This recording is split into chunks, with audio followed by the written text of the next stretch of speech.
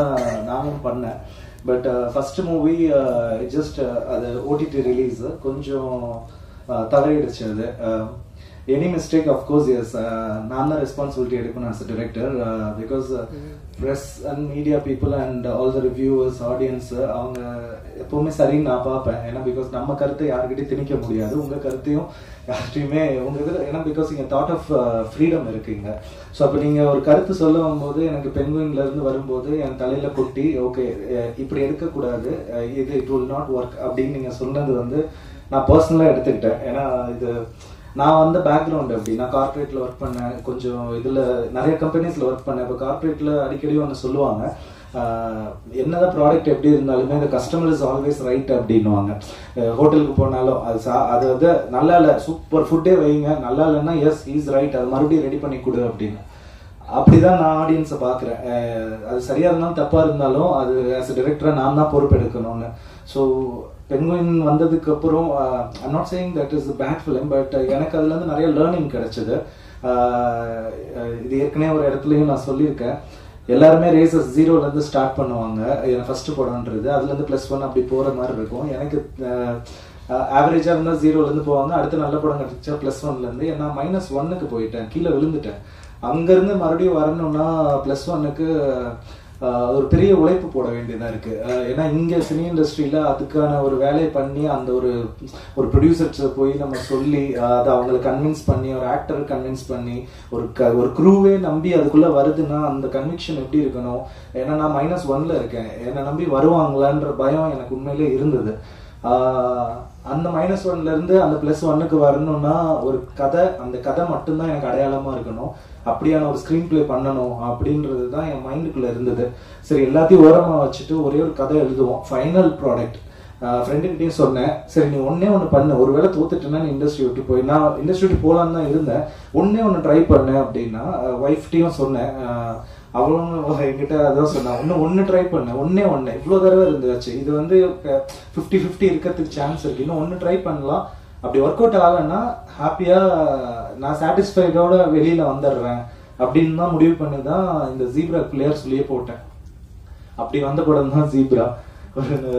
ஒரு 4 செவத்துக்குள்ள ஆரம்பிச்சு நானும் யுவாவும் அப்பப்போ பேசுவோம். எங்க கதை இந்த ஜீப்ரா உருவானதே பாதி டீ கடையிலேயே அண்ணா நகர் பார்க்லேயும் தான், அங்கதான் ஆரம்பிச்சது. ஸோ எல்லாம் பேசிட்டு ஓரளவுக்கு ரெடி ஆனதுக்கு அப்புறம் இந்த பவுண்டை கொண்டு போய் கொடுத்து நரேஷனோ இல்லைன்னா படிச்சாங்கன்னா ஓகே ஆயிடும் அப்படின்ற அளவுக்கு எனக்கு ஒரு சின்ன கான்ஃபிடென்ட் வந்தது. ஆனா ஒரு பயம் இருந்துகிட்டே இருக்கு, ஏன்னா நான் -1ல இருக்கேன், எப்பவுமே அது இருக்கும் எனக்கு. எந்த படத்துலயும் அந்த பயம் இருந்துகிட்டே இருக்கும், இப்பவும் அது எனக்கு இருக்கு. ஸோ எடுத்துட்டு போய் முதல் பாலா சார்கிட்டையும் தினேஷ் சார்கிட்டையும் ஃபர்ஸ்ட் நைட்டு நான் நரேஷன் ஆரம்பிச்சதுக்கப்புறம் அரௌண்ட் 11:30 முடிஞ்சது. கொஞ்ச நேரம் வெயிட் பண்ணுங்கன்னு சொல்லிட்டாங்க. நான் வெளியில் வந்துட்டு வெயிட் பண்ணிருக்கேன். கொஞ்ச நேரம் கழிச்சு கூப்பிட்டு ஒரு 11:50 போல கூப்பிட்டு ஒரு அமௌண்ட்டை வந்து செக்காக கொடுத்தாங்க. என்னால் நம்பவே முடியல என்னால். ஏன்னா இதெல்லாம் பழைய காலத்தில் நடக்கும், அதாவது சௌத்ரி சார் கொடுப்பாரு, அதெல்லாம் கேட்டிருக்கோம் நம்ம, இதெல்லாம் நடக்குமா அப்படின்ட்டு நான் எடுத்துகிட்டு போயிட்டு அங்கே கோயிலில் ஒரு சிவன் கோயிலில் வச்சுட்டு சாமி கூப்பிட்டுட்டு நைட்டு 1 மணிக்கு எடுத்துகிட்டு போய் என் ஒய்ஃப் தூங்கிட்டாங்க, போய் எழுப்பியம்மா அந்த மாதிரி பணம் கிடைச்சிருச்சுமா அப்படின்றேன். பிகாஸ் ஆஃப்டர் தட் அந்த இதில் அவங்க ஒன்னே தான் சொன்னாங்க, திரும்பி வாங்கிக்க மாட்டாங்க அப்படின்றாங்க ரைட்ல. அப்பதான் எனக்கு இன்னும் டவுட் ரொம்ப ஸ்ட்ராங் ஆயிடுச்சு. இல்ல அவங்க ரொம்ப ஒரு மாதிரி எக்ஸைட்மெண்ட்ல கொடுத்துட்டாங்க போல இருக்கு, இது கண்டிப்பா வாங்கிடுவாங்கன்னு சொல்லிட்டு நான் செக்கை டெபாசிட்டே பண்ணல, ஒரு பயத்துல வச்சிருக்கேன். அவங்க கூப்பிடட்டும் பார்க்கலான்னு. ஒரு 20 days கழிச்சு அவங்களே கூப்பிட்டு, என்ன பிரதர் இன்னும் எங்களுக்கு இது ஆகல, இது டெபிட் ஆகல, போடலையா அப்படின்னாங்க. இல்லைங்க நீங்க இன்னும் கன்ஃபார்மா சொல்லுங்க. அட நம்ம பண்றோங்க, நீங்க என்னங்க நீங்க அவ்வளவுதான் நான் ஃபிக்ஸ் பண்ணிட்டோங்க டீமான்னாங்க. எனக்கு என்னை விடவே நான் சொல்றேன், என்னை விட கண்டென்ட்டை ரொம்ப நம்பினாங்க. Seriously thanks Bala sir and Dinesh sir, thank you so much. அங்கிருந்து தான் இது ஆரம்பிச்சது. இங்க பண்ண வேண்டிய படம் தாங்க இது. இது உங்களுக்கு இந்த மண்ணுக்கு இந்த ஆடியன்ஸுக்கு தான் பண்ண வேண்டிய படம். எங்களால அந்த டயத்துல இங்க எல்லாத்தையுமே அரேஞ்ச் பண்ண முடியல. அது இந்த மேடையா சரியான மேடையான்னு தெரியல பேசுறது.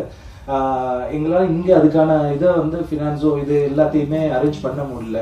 ஸோ அதனால நாங்கள் எங்களுக்கு இன்னொரு சப்போர்ட் தேவை அப்படின்ற மாதிரி இருந்ததுனால நாங்கள் அந்த தெலுங்கு தேசத்துக்கு போக வேண்டியதாயிடுச்சு. ஆனால் இந்த ப்ராடக்ட்டோ நாங்களோ, ஏன்னா இதில் ஒர்க் பண்ண டீம் 70% இங்கே இருக்கிறவங்க தான், நாங்கள் தான். இந்த மண்ணுக்கு தான் படம் எடுக்கணும்னு ஆசைப்பட்டு இந்த ஆடியன்ஸை மைண்ட்ல வச்சு, ஏன்னா நான் இங்க படம் பார்த்து வளர்ந்தவன் நான், திண்டுக்கல் தான் சொந்த ஊர். ஸோ இங்க பார்த்து வளர்ந்தது, அதனால இங்க இருக்க ஆடியன்ஸை நெருக்கி எழுதும் போது கொஞ்சம் அது பார்டர் தாண்டும் போது அவங்களோட கல்ச்சரையும் நான் கொஞ்சம் புரிஞ்சுக்கிட்டு தான் எழுத வேண்டியதா இருந்தது. அதனால அது ஒரு மேக் அவுட் பண்ணி இப்போ நாங்கள் உங்களுக்கு ஒன்று ப்ரெசென்ட் பண்ணியிருக்கோம். நான் எக்ஸ்பெக்ட் பண்ணலங்க இந்த படத்தை வந்து. எனக்கு ஒரு சின்ன ஒரு ஒரு ஒரு கான்ஃபிடென்ட்ன்றது இருக்கு, படம் நல்லா வந்திருக்குன்னா. ஆனால் அது ஒரு ஆடியன்ஸை பப்ளிக் ஃபோரம்ல ஒன்று வைக்கவும் போது டிஃப்ரெண்ட் மைண்ட் செட் இருக்கும். இந்த ஹால்லே எக்கச்சக்க பேர், ஒருத்தவங்களுக்கு இது பிடிக்கும், நூடுல்ஸ் பிடிக்கும், ஃப்ரைட் ரைஸ் பிடிக்கும்ன்ற மாதிரி தான் ஒரு இது பிடிக்கும், ஜானர் பிடிக்கும். ஆனா இதை நான் தியேட்டர்ல போய் பார்க்கும்போது ஒட்டு மொத்தமா எல்லாருமே அதை அப்ரிஷியேட் பண்ணது வந்து ஐ எம் ரியலி ஃபீலிங் பிளஸ்டுங்க. Seriously thank you so much for everyone. ரொம்ப நன்றி. இந்த மேடைக்கு நான் டிசர்வான்னு கூட எனக்கு தெரியல, ஆனா சீரியஸ்லி நீங்க இதை ஏற்றி விட்டுருக்கீங்க.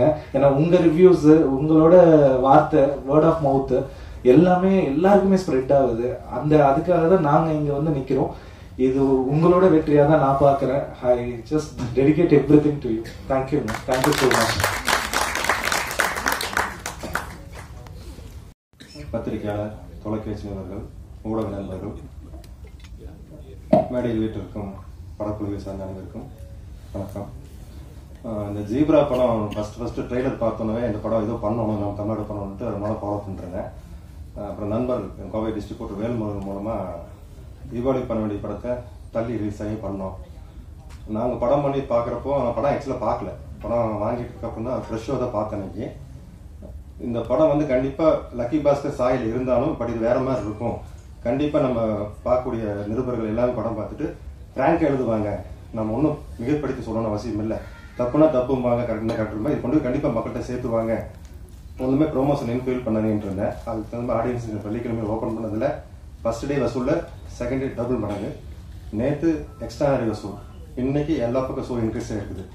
இதுக்கு காரணம் படமாக இருந்தாலும் சரி, அதுக்கு நீங்கள் மிகப்பெரிய காரணம். இன்னும் அந்த படம் வந்து மக்கள்கிட்ட போய் நிறைய சேரணும், இன்னும் பெரிய கலெக்ஷனாக இன்னொரு ஃபங்க்ஷனில் நீங்களும் மீட் பண்ணியிருக்கணும். அதுக்கு நீங்கள் பெரிய சப்போர்ட் பண்ணுங்கள், ஆதரவு கொடுங்க. அப்புறம் குறிப்பாக இந்த படத்தை எங்களுக்கு கொடுத்த producer Balasundaram sir, Dinesh sir, Reddy sir, இவருக்குமே இந்த படம் இந்த அளவுக்கு வர்றதுக்கு குறிப்பாக சொல்லணும் director sir, editor sir, music director, இவங்க ரொம்ப பிரமாதம் பண்ணியிருந்தாங்க. வெண்மையில் ஆதரவு கொடுங்க. நன்றி.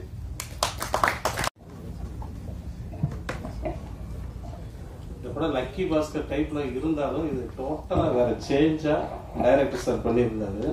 ரெண்டும் ஒரே டைத்துல வர மாதிரி இருந்தப்போ அதை விட அது ஒரு இதில் இருந்தாலும் இது ஒரு மாதிரி எடுத்து ரொம்ப நல்ல ஸ்பீடாக படம் போய் உட்கார்ந்தோம்னா படம் முடிகிற வரைக்கும் அடுத்தென்னு கொண்டு போய் மக்களை நல்லா என்ஜாய்மெண்ட் பண்ணி வச்சிருக்கு.